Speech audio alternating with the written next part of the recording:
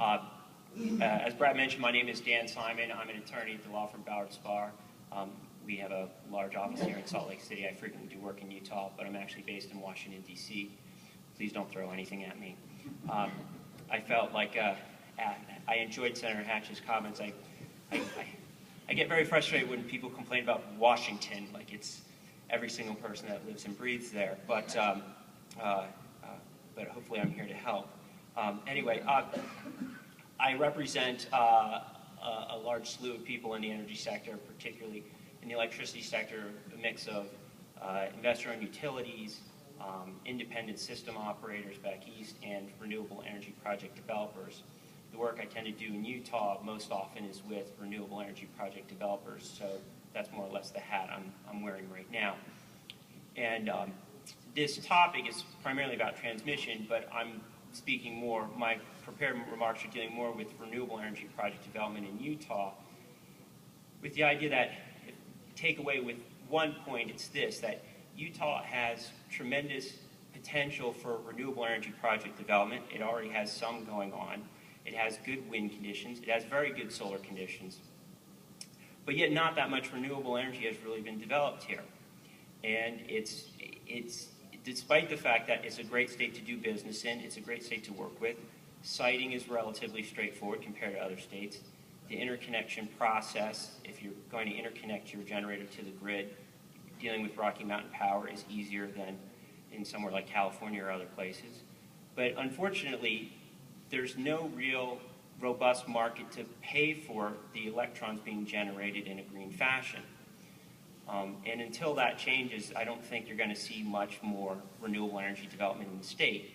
Now, one key aspect of that can be a more robust transmission system, that if the state of Utah doesn't want to have a real renewable portfolio standard with teeth, you know, is there an extent to which Utah can still benefit from its renewable energy resources by finding other people willing to pay more for it and building the transmission to get it to them?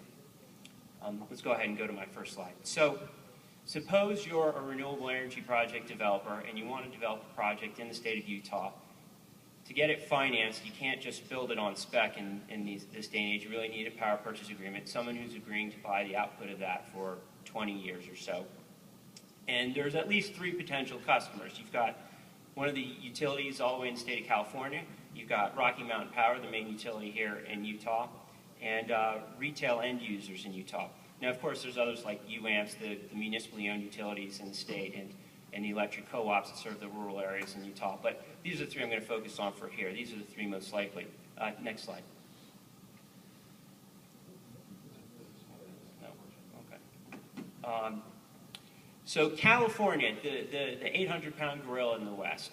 Just a couple years ago, they passed a new renewable portfolio standard, upping the requirements up to 33% is the ultimate goal. 33% of the electricity to be consumed by consumers in the state of California needs to be generated from a renewable fashion. And the way the new statute works is they have divided that into 3 different categories, or people call the buckets 1, 2, and 3. It's designed in a way to help put a preference on renewable energy that's actually located in California. But if you read through the details, you see that that doesn't necessarily mean you can't have a project located outside of California that benefits well.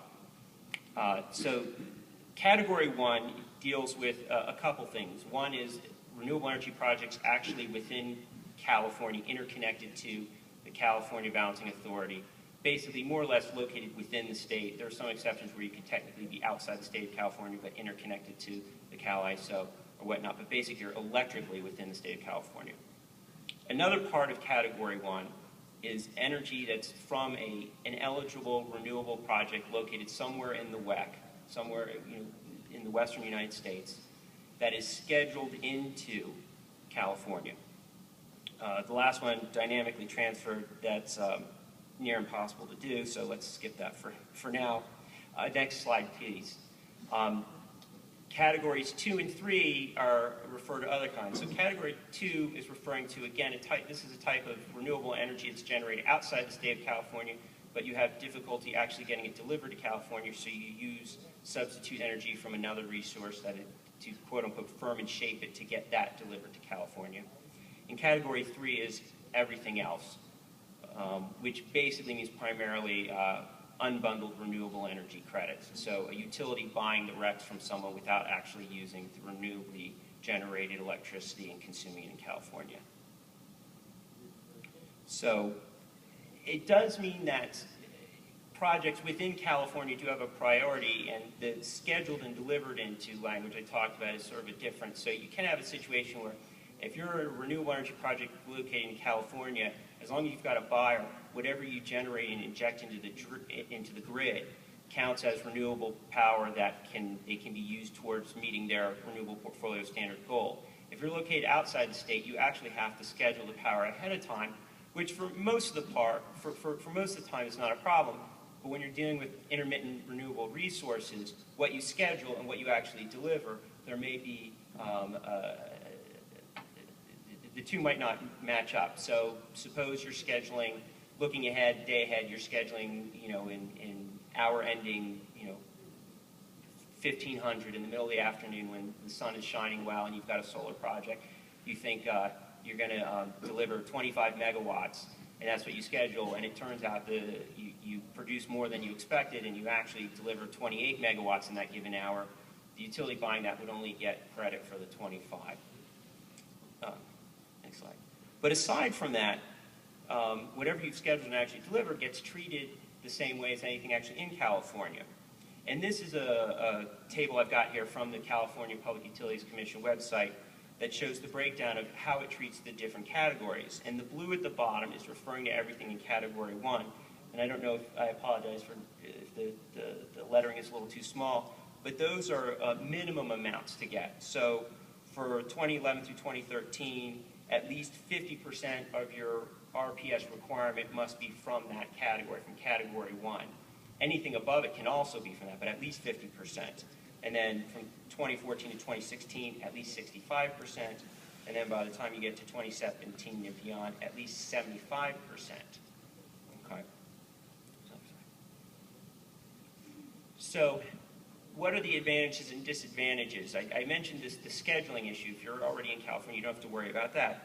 But you still have several advantages for a renewable energy project trying to develop one in Utah. The interconnection process dealing with the California Independent System Operator is very slow, and people are very frustrated by that. Transmission availability, with the idea of if you're already interconnected where you're going to, you don't have to worry as much about transmission, whereas if you're far away, having access to the right transmission to get to California is obviously a big problem, and what we're talking about here today. And then also transmission costs, not just being able to access transmission, but how expensive is it going to be to get you there. State siting a project. It's a lot easier in general to site a project in Utah than it is in California. And then there's federal land siting issues. Obviously, there's a lot of land in Utah that's owned by the federal government, but it can be manageable to work your way through that to some extent. We have clients in Nevada where there's a lot of federal land there. They'll say, I don't know if everyone in Utah will agree with this, but they'll say it's even more challenging in Nevada than Utah because of the patchwork of how the federal land is set up. That regardless of the total number of square miles owned by the federal government, it's in such a patchwork in a way in Nevada that it's almost impossible to avoid it. So, next slide. So the bottom line is you've got great business climate, an easier process to be able to site a project, perhaps an easier process to get it interconnected, but without the transmission, it's awfully difficult to get to California. So let's say you don't want to have to deal with that California, and you want to instead try to sell the power to Rocky Mountain Power. Well, first of all, as I mentioned before, Utah doesn't really have a real renewable portfolio standard with teeth, so there's nothing that's really would be requiring Rocky Mountain Power to buy it.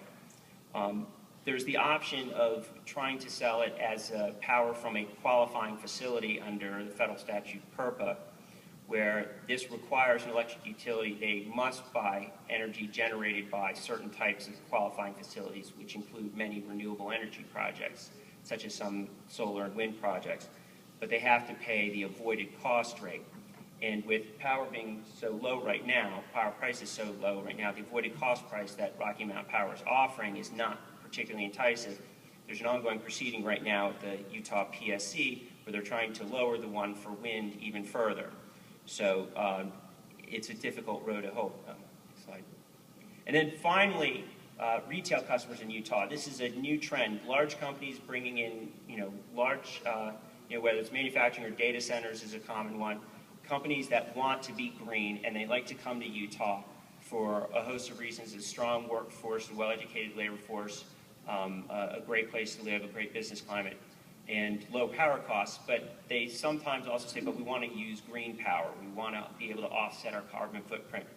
And this is where things get tricky. So one of the things that, I'll go to my final slide, recent things that the Utah legislature enacted recently called SB 12 gives retail customers the opportunity to buy power from a renewable energy resource if they so choose. They can go to Rocky Mountain Power and say, I want to buy, X amount of my megawatt hours from that particular renewable energy project, and you'll work out a deal where Rocky Mountain Power will provide the transmission, but you have to and sort of pass through the cost. So the retail customer works out the contract with the renewable energy project to pay them for the power and pay Rocky Mountain for the transmission cost. But that's still very expensive. You still have to pay for the transmission to get it there, and you can't engage in any sort of net metering. So to the extent that let's say you have a data center and you want to buy from a solar project, and the number of megawatt hours it produces in each given hour varies, and the amount of power you're using in each given hour varies. To the extent that the solar project delivers more power than you need in any given hour, Rocky Mountain Power is not going to net meter that and give you credit for that, so you'll end up just giving them green power for free. So I'll stop right there. Great. Thank you.